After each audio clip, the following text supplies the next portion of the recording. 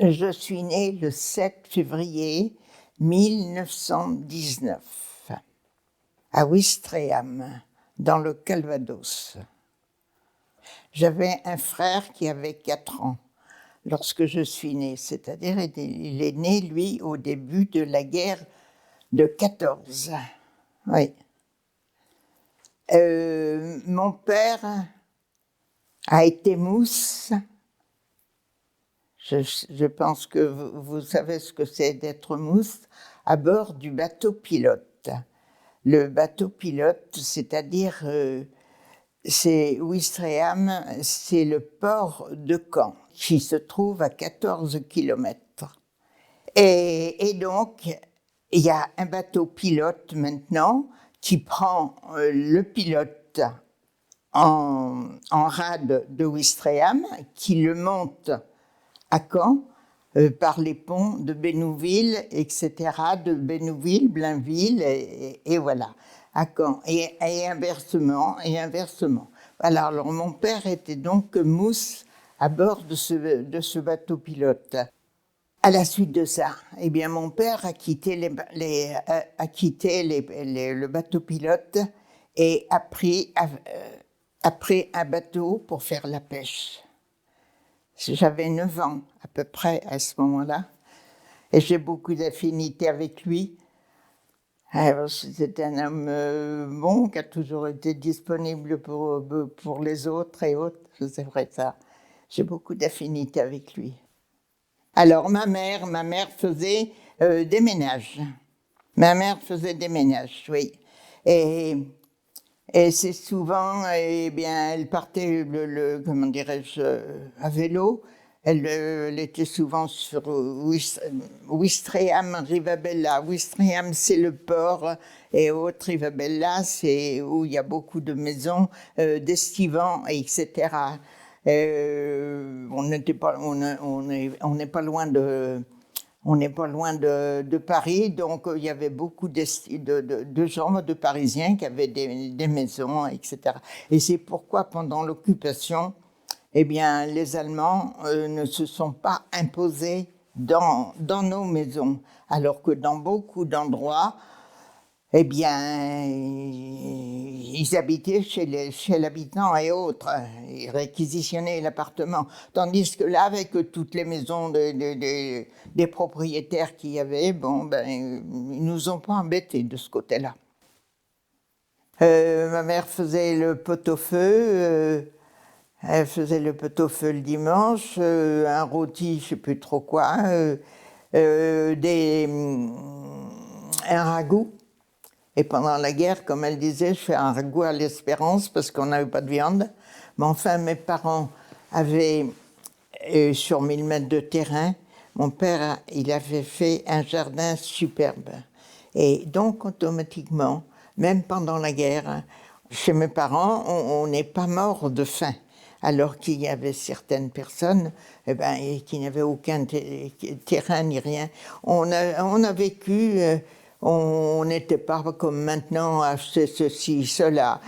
On vivait selon la saison, avec les produits, les choux.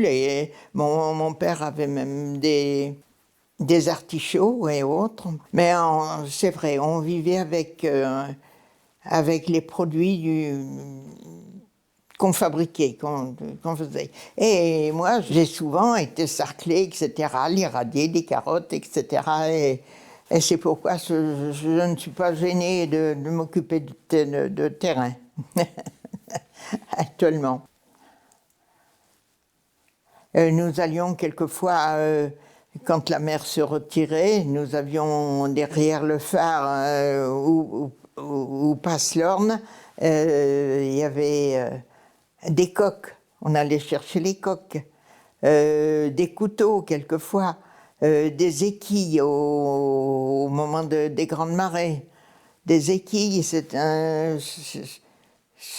des petits poissons comme ça, hein, on croirait des petits serpents.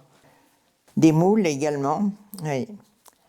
Et mon père, qui avait un chalut normal, il était désolé Quand il voyait ces grands chalutiers avec des énormes chaluts qui rabotaient toute la terre, il disait toujours « mais ils sont en train de détruire la mer ».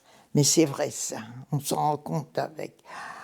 Parce que dans ces grands chaluts, automatiquement, bon, ils ramènent des beaux poissons, mais ils ramènent beaucoup de petits poissons qui sont morts, étouffés.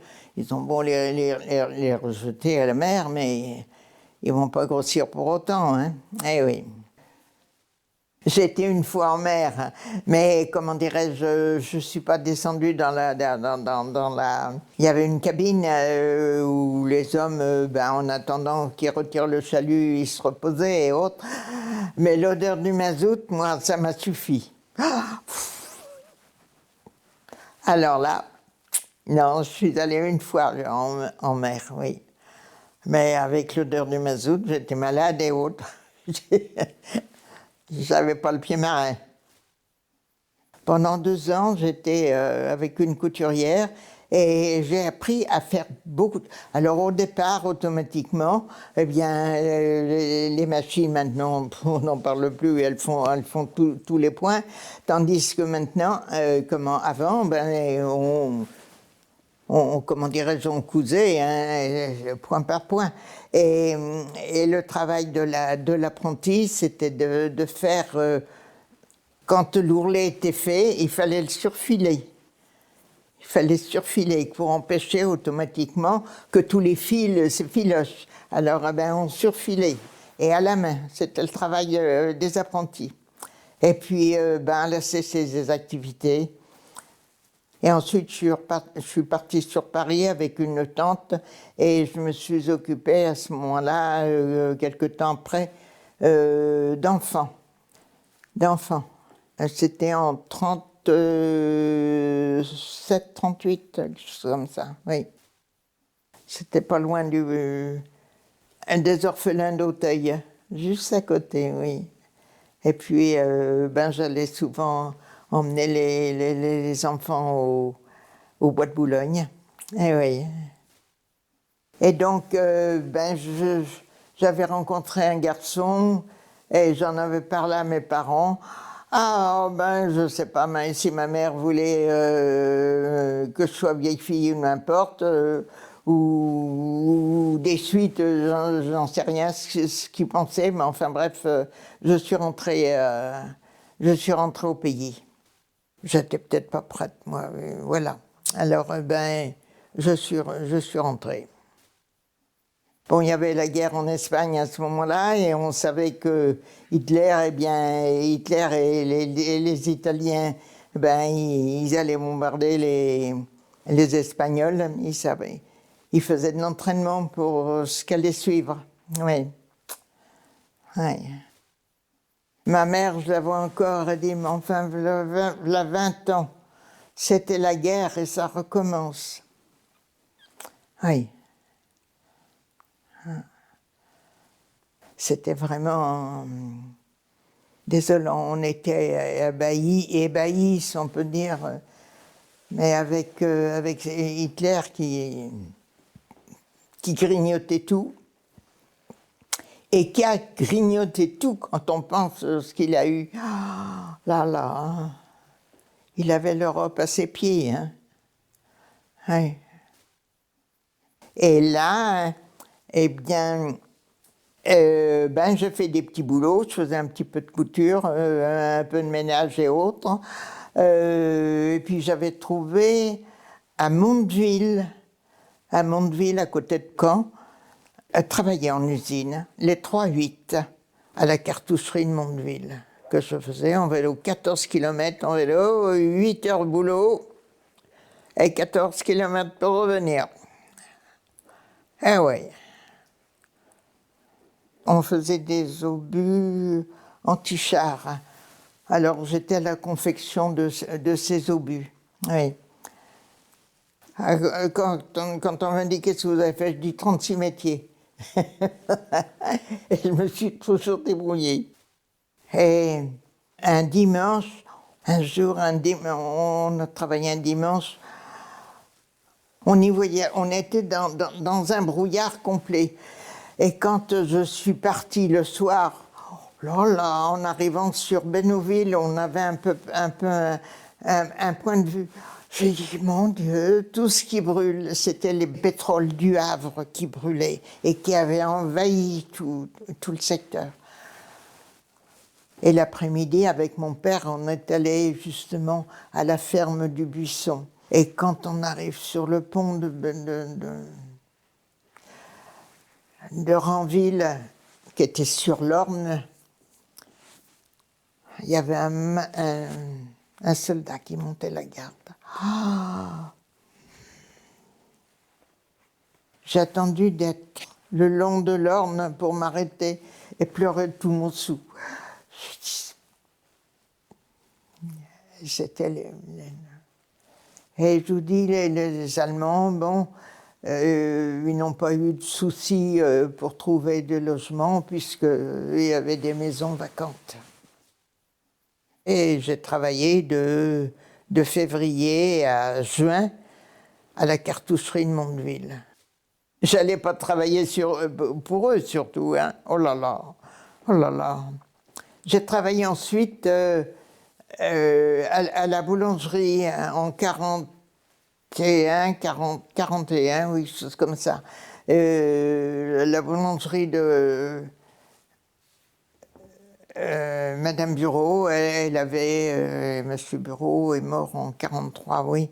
Madame Bureau, ben, il tenait une assez grande boulangerie à Rivabella.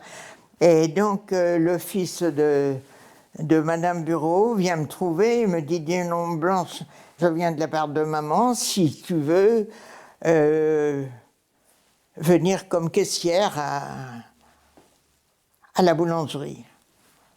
J'étais un peu surprise, moi, je dis, mais enfin, je me débrouille bien, j'étais pas mauvaise en calcul et autres. Je dis, ben pourquoi pas. Et alors, eh ben, je suis rentrée là. Je suis rentrée là m'occuper j'étais à la caisse, m'occuper des tickets, etc. Et oui, il y avait une petite jeune employée, et on se débrouillait, oui. Et un jour, comment dirais-je, il y avait 3 petites tables, comment ils servaient le thé avant, etc., où on mangeait des gâteaux.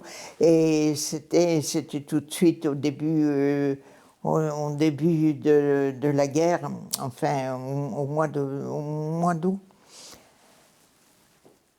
Il y a 3 Allemands qui s'amènent et puis bon, qui ont mangé des gâteaux. Puis il y en a un, moi j'étais assise à la caisse, bon, il y en a un qui m'interpelle. Ben, je dis, vous parlez bien le français, vous? Il me dit, je suis alsacien. Je suis partie, j'ai dit un français dans une peau de vache. Et il m'a dit, savez-vous que je pourrais vous faire arrêter? Je n'en doute pas, je lui ai répondu. Et il y en a qui ont été arrêtés avec moi que ça, hein. Oui. Oui, oui, oui. Et ces fameux tickets, un jour, la secrétaire de mairie, qui était pourtant l'amie de ma patronne, elle me dit, Blanchette, elle me dit, je ne demande pas à mes mères, elle l'appelait mes mères, je ne demande pas à mes mères, je vous le demande. Elle me dit, pour les maquis de lin, de Seyssel, pour les marquis de lin, je vous demande des tickets de pain. Et je lui en ai donné. Et pendant la guerre, en 1943, puisque mon père faisait la pêche, quand les Allemands avaient décidé qu'ils pouvaient sortir ou qu'ils avaient un peu de mazout, ils ne sortaient que dans la journée, jamais la nuit, et toujours accompagnés d'un soldat. C'était un marin qui était à bord, armé, etc. Et après Pearl Harbor, automatiquement, qui était en 41, en décembre 41 ou novembre 41, les Américains sont entrés en guerre. Et là, quand ils passaient, c'était une nuée d'avions qui passaient.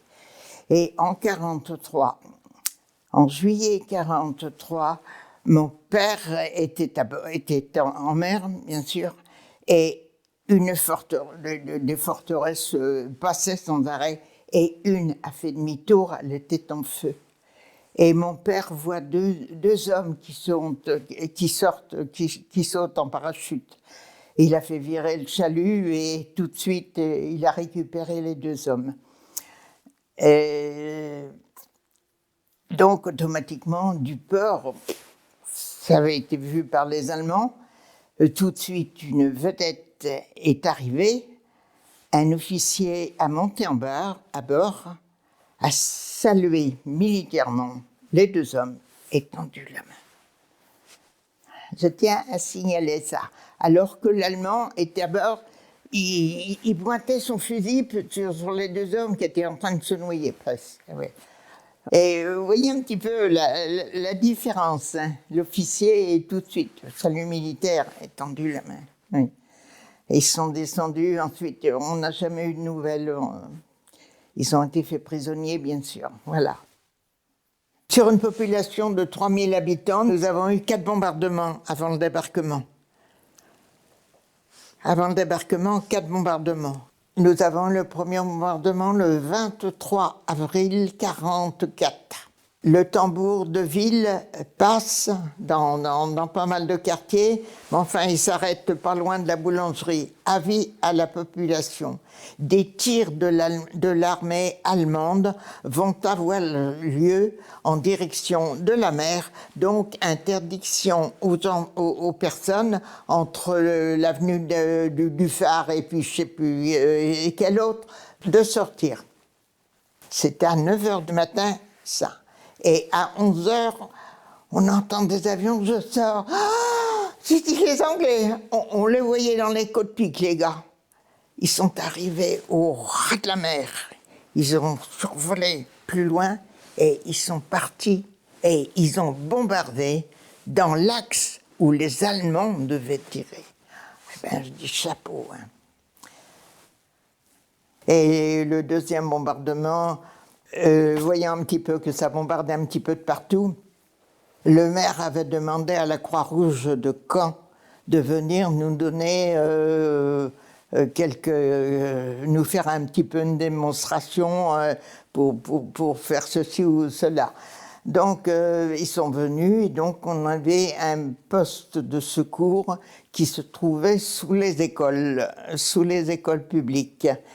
Et au deuxième bombardement par les Américains, les deux écoles ont été pulvérisées.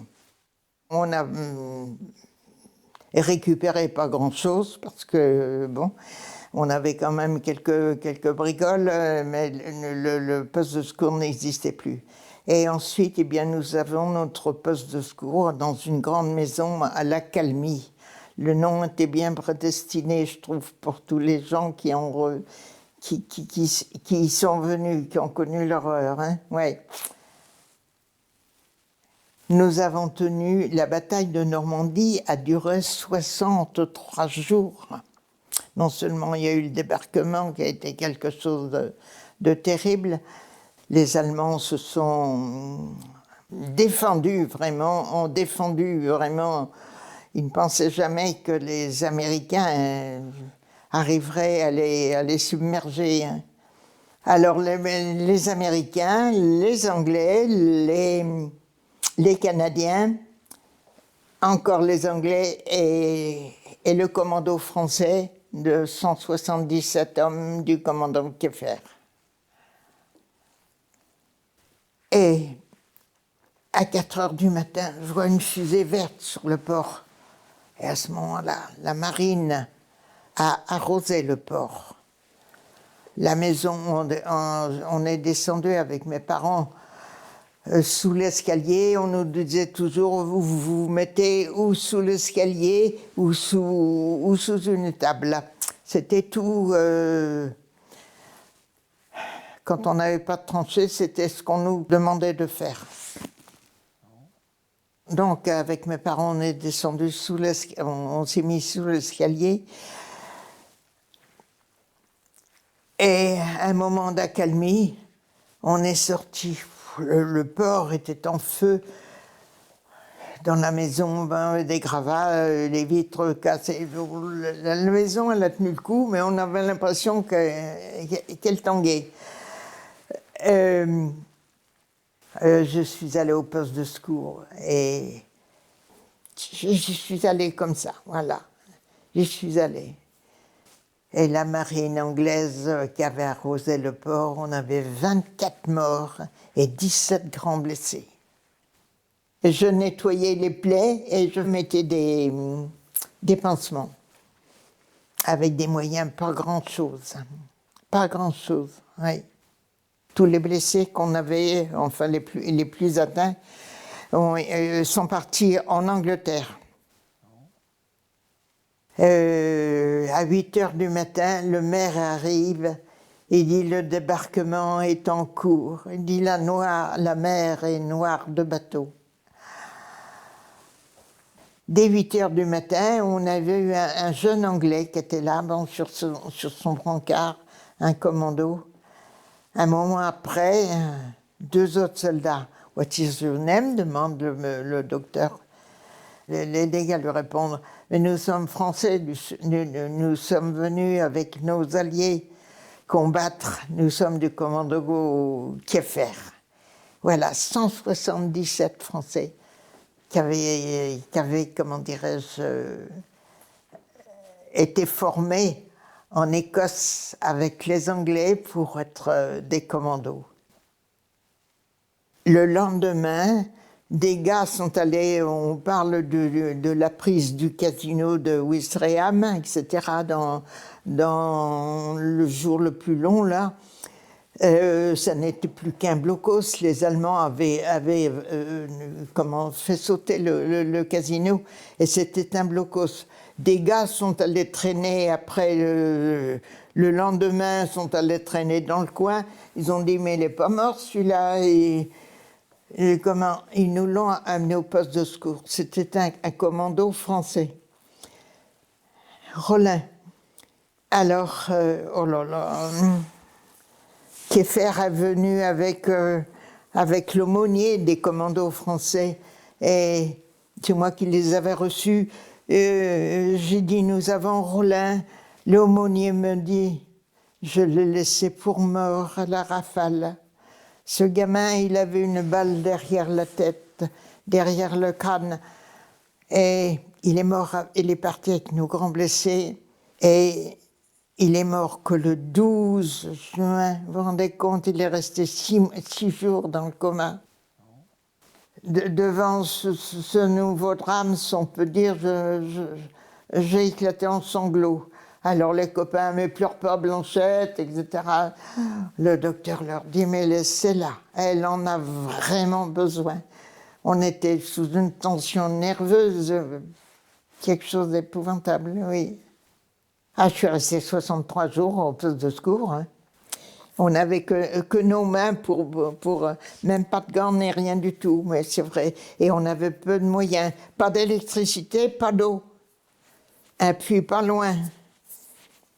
Le médecin pour extraire, pour faire pas mal de choses, ils étaient dans une petite casserole sur un réchaud à alcool. On a vécu vraiment, oui. Oui.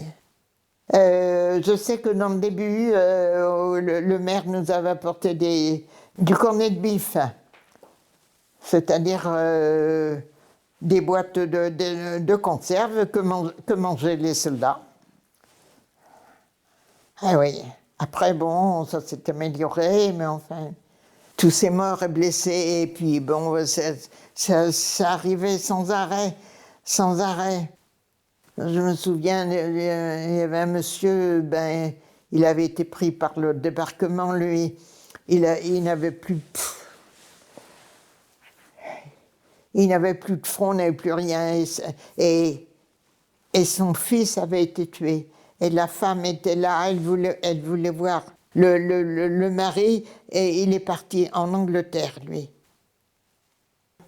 Début juillet, le maire vient au poste de secours, comme on n'était pas nombreuses comme filles, il me dit, Blanchette, j'ai vu un capitaine anglais qui aimerait bien faire un club à Ouistreham. J'ai dit, ça consiste en quoi? Ben, servir le thé. Bah, les copains, tu vas pas nous lâcher? Oh, ben, il y a quand même moins de boulot maintenant, quand même. Bon, alors le matin, eh ben, je faisais la toilette et les soins aux blessés. De 14 à 22 heures, j'allais tenir ce club. Il y avait une jeune qui me faisait chauffer l'eau, etc. Et moi, je servais le thé. Un dimanche, on leur prenait 50 centimes. Un dimanche, j'ai fait plus de 600 francs. On en compte un petit peu le nombre de thé que j'ai servi. Et ça, j'ai commencé au mois de juillet 44 jusqu'à février 45 que les derniers soldats sont partis. Oui. Moi, j'avais connu un Anglais que je n'ai jamais oublié, d'ailleurs. Oui. C'est un garçon superbe. Oui. Et il me servait de teacher, puisque you speak English? No. J'ai dit, il faut quand même que je dise autre chose que non. Alors j'avais appris, il y avait une jeune femme qui donnait des cours. J'avais appris donc. Et ce garçon, un jour il vient, you speak English? I learn. Will you teacher? Yes. Alors ben voilà. Et le soir, après 10 heures, il attendait. Et il me donnait, enfin, il me faisait apprendre correctement les mots que je devais apprendre, voilà. Mais il me disait toujours, moi, bien vieux, je penserai toujours à vous. Mais je crois que, eh ben moi, c'est pareil. Il était une correction parfaite, ce garçon. Au fond, il y avait des petites dépendances au fond de l'accalmie. Et un jour, 40 ans après, j'y suis allée. Et un monsieur ouvre la porte, il me dit, madame, il me dit, entrez. J'ai dit, vous savez, cette pièce me rappelle des souvenirs. Alors il me dit, des souvenirs? Je dis, oui, c'était notre poste de secours. Il ignorait, ça faisait 18 ans qu'ils étaient là, il ne savait pas. Et il n'était pas au courant. Il me dit, je sais que ça a servi d'école. Comme je vous ai dit, au deuxième bombardement, les écoles ont été bombardées, aussi bien les écoles publiques que les libres. Et il m'a dit, mais je ne savais pas. Alors je lui ai expliqué, je dis, ben là, etc. J'ai dit, dans les dépendances, c'était la morgue. Alors il me dit, la morgue? Lui, ça ne faisait que 18 ans qu'il était là. Hein. Il me dit, savez-vous, il était photographe. Et il me dit, savez-vous, j'en ai fait mon laboratoire pour les photos. Il me dit, à chaque fois que je pénétrais dans cette pièce, il y avait quelqu'un derrière moi qui m'observait. Il m'a dit, il y avait une présence. Et il m'a dit, je n'ai pas été... Il avait un employé. Il m'a dit, je n'ai pas été le seul à ressentir ça. Mon employé a eu la même réaction. J'ai dit, l'âme de nos grands blessés, j'ai dit, il y en avait peut-être encore une qui traînait par là. C'est vrai ça.